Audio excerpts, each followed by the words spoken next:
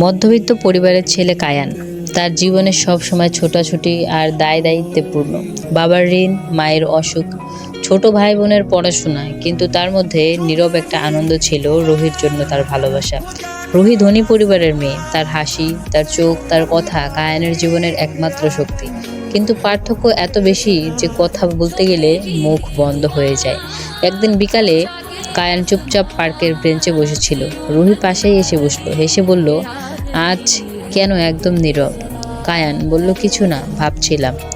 রুহি রুহি বলছে, কায়ান, আমি জানি তুমি আমাকে অনেক ভালোবাসো, কিন্তু কখনো বলো না, শুধু চুপচাপ থাকো। কায়ানের বুক ভারী হয়ে উঠল। কায়ান বলল, আমি জানি, আমি চাই না হারাতে। তোমার পরিবারের চোখে আমি খুবই কম। রুহি বলল, হয়তো তারা মানবে না, হয়তো ধনী মধ্যবিত্তের পার্থক্যে আমরা একে অপরের থেকে দূরে চলে যাব, কিন্তু আমি জানি, আমি অনুভব করি, তুমি আমার জন্য যথেষ্ট। কায়ানের চোখ থেকে জল এলো।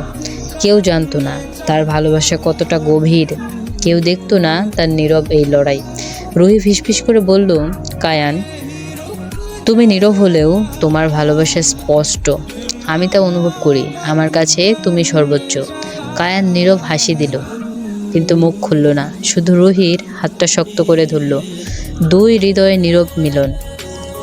বহু বাধা, সামাজিক পার্থক্য আর ভয় সবকিছু পাশ কাটিয়ে বৃষ্টি নামতে শুরু করলো।